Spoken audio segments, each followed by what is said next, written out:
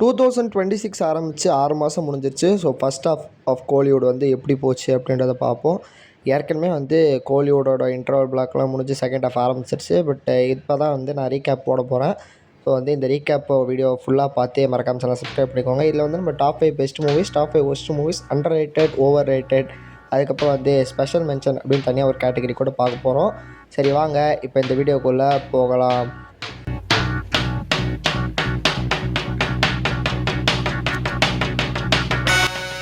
சிவகுமார் முருகேசனோட பயங்கர ஸ்மார்ட்டான பிரில்லியண்ட்டான ரைட்டிங்கில் வந்த படம் தான் அந்த தாய் கிழவி.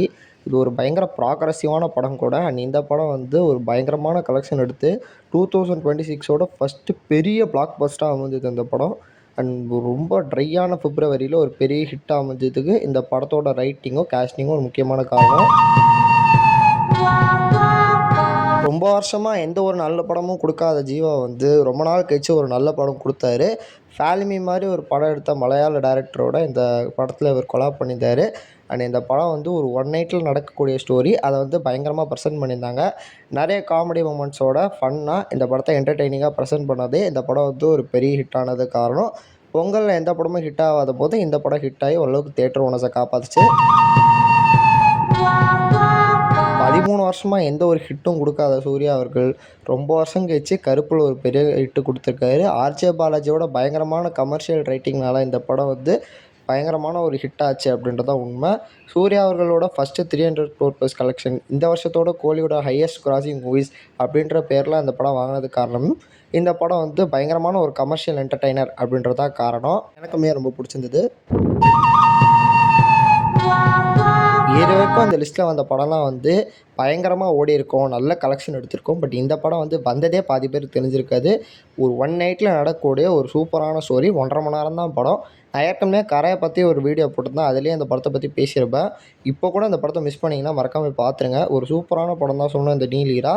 ஒரு பயங்கரமான படம். பட் நம்ம செலிப்ரேட் பண்ண மறந்துட்டோம். ஒரு நல்ல த்ரில்லர்னே சொல்லலாம். இந்த படம் வந்து எனக்கு ரொம்பவே பிடிச்சிருந்தது. நீங்கள் வந்து இந்த படத்தை பார்த்துருந்தீங்கன்னா உங்களுக்கு இந்த படம் வந்து எப்படி இருந்துச்சு, நீங்களும் இந்த படம் வந்து ஒரு செம அண்டர்ரேட்டடான படம் அப்படின்னு நினச்சிங்கன்னா மறக்காமல் வந்து கமெண்ட் பண்ணுங்கள். அண்டு இந்த மாதிரி படங்கள்லாம் ஓட விடாமல் போயிட்டு தமிழ் சினிமா நல்ல படம் கொடுக்கணும்னு சொன்னால் ஒன்றுமே பண்ண முடியாது. நீலிராவனா சின்ன பட்ஜெட் படம். பட் தனுஷ் மாதிரி ஒரு ஆக்டர் நடித்த ஒரு பெரிய பட்ஜெட் படம் தான் கரை. பட் இந்த படமே ஒரு நல்ல த்ரில்லராக வந்து ஓடாமல் போனது தான் ஒரு சோகமான விஷயமே. விக்னேஷ் ராஜா அவர்களோட ஃபஸ்ட்டு படமான போர்த்தொழில் அளவுக்கு இந்த படம் இம்பேக்ட் கொடுக்கலனா கூட இந்த படமே ஒரு நல்ல ரைட்டிங் இருக்கிற, நிறைய ப்ரில்லியண்ட்டான விஷயங்கள் இருக்கிற, ஆடியன்ஸை மதித்து எடுத்த ஒரு நல்ல படம் தான். பட் வந்து ஆடியன்ஸ் இந்த படத்தையும் கொண்டாட மறந்துட்டாங்க.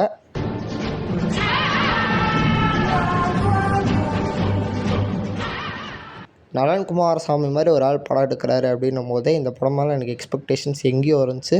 பட் லிட்டரலாக இந்த படம் வந்து என்னை பயங்கரமாக டிசப்பாயிண்ட் பண்ணிடுச்சு. இந்த படம் வந்து போஸ்ட்பாண்ட் ஆகிட்டே இருந்துச்சு. டிசம்பர் மாதத்துலேருந்து என்னை ஏமாற்றிட்டே இருந்துட்டு ஒரு வழியாக ஜனநாயகன் போஸ்ட்பான் ஆனால பொங்கலுக்கு வந்துச்சு. பட் ஏன் வந்துச்சு அப்படின்ற மாதிரி தான் இருந்துச்சு. லிட்டரலி பொங்கலே ரூயின் ஆன மாதிரி இருந்துச்சு இந்த படத்தை பார்த்தோன்னே. பயங்கர ப்ரில்லியண்ட்டான ஐடியாஸ் வந்து க்ரியேட் பண்ணிட்டு சுத்தமாக எக்ஸிக்யூஷனில் ஃபோக்கஸே பண்ணாத ஒரு படம் தான் இந்த எல்லைக்கே. எனக்கெல்லாம் வந்து இந்த படம் பார்க்கும்போது இந்த மாதிரி ஒரு ஐடியா யோசிச்சுட்டு எப்பட்றா அவ்வளோ மட்டமான படம் எடுக்கிறீங்க அப்படின்ற மாதிரி இருந்துச்சு. உங்கள் எவ்வளோ பேருக்கு எப்படி இருந்துச்சுன்றதை கமெண்ட் பண்ணுங்கள். விஜய் சாரோட லைஃப்பையும் ரஜினி சாரோட லைஃப்பையும் மிக்ஸ் பண்ணி எடுத்த படம் தான் இந்த TN 2026. இந்த படத்தை பற்றி பேசுறது கூட ஒன்றுமே இல்லை. சட்டையர் படம் எடுக்கிறான்னு சொல்லிட்டு ரொம்ப கன்றாவியாக எடுத்தப்பட்ட ஒரு படம் தான். மோகன்ஜி பற்றி கண்டிப்பாக எல்லாருக்குமே தெரியும். அவரை பிடிச்சி தனியாக நான் மட்டும் ரோஸ் பண்ணணும்னு அவசியமே இல்லை. அண்ட் அவர் படத்தை பற்றி பேசி ஒரு பிரச்சனமும் இல்லை. அவர் எடுத்த மற்றும் ஒரு குப்பை காவியம் தான் இந்த திரௌபதி 2. அண்ட் குப்பையாக தான் இந்த படமும் இருந்துச்சு. அண்டர் ரேட்டட் அப்படின்னு ஒரு லிஸ்ட் எடுத்தால் நான் ஏற்கனவே டாப் 5 பெஸ்ட்டு மூவிஸ்லேயே சொன்ன படங்களில் கரை கண்டிப்பாக இந்த இடத்துல ஒரு இடத்த பிடிக்கும். 100 கோடி பட்ஜெட்டில் எடுத்து 60 கோடி மட்டும் கலெக்ஷன் எடுத்து பயங்கரமாக சொதப்பினாலுமே இன்றைக்குமே கரை ஒரு நல்ல படம் தான். இந்த படத்தை பற்றி நீங்கள் என்ன பேச சொன்னால் நான் பேசிக்கிட்டே இருப்பேன். ஆனால் யாருமே இந்த படத்தை பற்றி பேசலை அப்படின்றதா சோகமே. நானும் இன்னொரு சில யூடியூபர்ஸ் மட்டும் தான் அந்த படத்தை பற்றி பேசியிருக்காங்க. எனக்குமே பெருசாக ரீச் இல்லை. ஸோ பார்க்குற ஒரு 100 பேரான அந்த படத்தை போய் மறக்காமல் பார்த்துருங்க. அண்ட் அடுத்து வந்து லீடர். என்னடா லீடர்லாம் போய் லிஸ்ட்டில் வச்சுருக்கேன் அப்படின்னு உங்களுக்கு இருக்கலாம். பட் ஒரு நல்ல கமர்ஷியல் படம் தான் நான் சொல்லுவேன். இந்த படத்தில் ஓரளவுக்கு டீசெண்டான ரைட்டிங் அப்படின்றது துரை செந்தில்குமார் வந்து காட்டியிருப்பார். பட் படம் வந்து லெஜண்ட் சரவணா நடிச்சிருக்கனாலே நல்லா இருக்காதுன்னு சொல்லிட்டு நிறைய பேர் போயிருக்க மாட்டாங்க. அடுத்து நூறுசாமி. இந்த படம் வந்து நான் ரீசெண்டாக தான் பார்த்தேன். எனக்கு பிடிச்சிருந்தது. இந்த படம் நல்லா தான் ஓடியிருக்கு. பட் இருந்தாலுமே வந்து இன்னும் கொஞ்சம் ஓடியிருக்கலாமா அப்படின்ற மாதிரி எனக்கு தோணுச்சு. கொஞ்சம் லேட்டாக பார்த்தனால இந்த படத்தோட ரிவ்யூ வந்து என்னால் போட முடியல. பட் இருந்தாலும் ஒரு நல்ல படம் தான். மிஸ் பண்ணாம பார்த்துருங்க. ஓவர் ரேட்டட் அப்படின்னு இந்த வருஷம் எடுத்தாலே எனக்கு பயங்கரமாக எரிச்சலாக்குன ஒரு படம் தான் யூத்து. கிட்டத்தட்ட 80 கோடி எடுத்துச்சு. எதுக்கு எடுத்துச்சுன்னு அந்த படத்தோட ப்ரொடியூசருக்கே தெரியாத அளவுக்கு ஒரு மொக்க படம் தான் இந்த யூத். அதே மாதிரி இருக்கிற இன்னொரு படம் தான் இந்த வித் லவ். சில பேருக்கு இந்த படத்தோட காமெடிலாம் ஒர்க் அவுட் ஆகிருக்கலாம், நல்ல படமாக கூட இருக்கலாம். பட் என்னை பொறுத்த வரைக்கும் இந்த படமே பிளாக் பஸ்டர் ஆனதுக்கு ஒருத்தனாக இல்லை, ஒரு ஓவர் ரேட்டட் ஃபிலிம் தான் இதுவும். ரிவ்யூ போடாதனாலே ஸ்பெஷல் மென்ஷனில் வைக்கணும் அப்படின்னு இந்த படத்தை வச்சுருக்கேன். ஏற்கனவே வந்து அண்டர் ரேட்டடில் இந்த படத்தை வச்சுருந்தேன். ரீசெண்டாக தான் இந்த படத்தை பார்த்தா ஒரு நல்ல ஸ்டோரி இருக்கிற ஒரு படம். சசி அவர்கள் மறுபடியும் அவர் ஒரு பிரில்லியண்ட்டான டேரக்டர் அப்படின்றத ப்ரூவ் பண்ணியிருந்தார். அண்ட் இந்த படத்தை மறக்காமல் பார்த்துருங்க. இந்த ஸ்பெஷல் மென்ஷனில் இன்னொரு சில மொக்க படங்களையும் எடுத்துக்கலான்ட்டு இருந்தேன். அதில் ஃபஸ்ட்டே இந்த பராசக்தி தான். நிறைய பேருக்கு வந்து இது ஒரு டீசெண்டான படமாக இருக்கலாம். நான் கூட ரிவ்யூவில் வந்து இந்த படத்தோட கான்டெஸ்ட்டுக்காக இந்த படத்தை போய் பாருங்கள், மற்றபடி ஒன்றுமே இல்லைன்னு தான் சொல்லியிருப்பேன். ஏன்னா இந்த படம் வந்து ஒரு பொலிட்டிக்கல் ப்ராபகண்டா ஃபிலிம் தான். ஆனால் ப்ராபகண்டாவுக்கு எடுத்தால் கூட அட்லீஸ்ட் ஒரு துரந்தர மாதிரி டீசெண்டான படத்தை கொடுத்துருக்கலாம். பட் சுத்தமாக நல்லா இல்லாத ஒரு ப்ராபகண்டா தான் அந்த பராசக்தி. அதனால தான் ரிவ்யூவில் கூட இந்த படத்தை எடுத்த விதம் அப்படின்ட்டு தப்புன்னு சொல்லியிருப்பேன். ஜஸ்ட் பிகாஸ் இந்த படம் மொழி போரை பற்றி எடுத்ததுனால இந்த படத்தை போய் ஒரு வாட்டி பாருங்கள் அப்படின்ற மாதிரி சொல்லியிருப்பேன். ஆனால் இப்போ தயவுசெய்து ட்ரை பண்ணாதீங்க. லேட்டாக பார்த்துட்டு ரிவ்யூ போட முடியாமல் போன படத்தில் பிளாஸ்ட் ஒன்று ஸ்லைட்டாக எனக்கு ஓவர் ரேட்டடாக பட்டுச்சு. பட் இருந்தாலுமே நல்ல படம் தான். இந்த படத்தையும் வந்து ட்ரை பண்ணனா நெட்ஃப்ளிக்ஸில் இருக்குது, ட்ரை பண்ணி பாருங்கள். கம்பேக்கே கொடுக்க மாட்டேன் அப்படின்னு சுற்றிட்டு இருக்க ஒரு ஆக்டர் தான் ஆர்யா.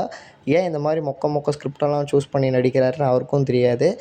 அண்ட் அந்த வரிசையில் வந்த ஒரு படம் தான் ஸ்பை த்ரில்லர்னு வந்து ஒரு சொதப்பலான படம் இந்த மிஸ்டர் எக்ஸ். இந்த படத்தை பார்த்துட்டு எவ்வளோ பேர் டைம் வேஸ்ட் பண்ணிங்க அப்படின்ற மறக்காமல் கமெண்ட் பண்ணுங்கள். கோலிவுட்டோட செகண்ட் ஹாஃப் அப்படின்னு எடுத்துக்கிட்டிங்கன்னா ஏற்கனவே ஆரம்பிச்சிருச்சு. அண்ட் கட்டா கோஸ்டி 2 வந்து ஜூலை 3 வந்து இது வரைக்கும் நல்லா ஓடிட்டுருக்கு. ஏன்னா அந்த படத்தை இப்போ வரைக்கும் பார்க்க முடியல. பார்த்தா ரிவ்யூ போடுறேன். லேட்டாக இருந்தாலும் பரவாயில்ல, ரிவ்யூ போட்டுடுறேன். படம் வந்து நல்லா பாசிட்டிவ் ரிவ்யூலாம் வாங்கிட்டு ஒரு பெரிய ஹிட்டாக தான் இருக்குது. அண்ட் இதை தவிர இன்னும் நிறைய பெரிய படங்கள் அப்படின்றது ரிலீஸ் ஆகுது. அண்ட் அதில் எவ்வளோ படம் ஓடி எந்த மாதிரி ஒரு பர்ஃபார்மன்ஸ்லாம் பண்ண போகுதுன்னு தெரில. ஏன்னா ஜெயிலர் 2 அண்ட் இந்த ஜூலையில் ஜனநாயகன் மோஸ்ட் லைக்லி ரிலீஸ் ஆகிடும் அப்படின்ற மாதிரி சொல்கிறாங்க. ஜனநாயகன் வந்து ஸ்லைட்டாக கம்மியாக தான் பர்ஃபார்ம் பண்ணும். பட் இருந்தாலும் நல்லா பர்ஃபார்ம் பண்ணணும் நம்பலாம். ஸோ நீங்கள் இந்த படத்துக்கு வெயிட் பண்ணுறீங்கன்றத மறக்காமல் கமெண்ட் பண்ணி சேனல் சப்ஸ்கிரைப் பண்ணிக்கோங்க. Until then good bye from RL.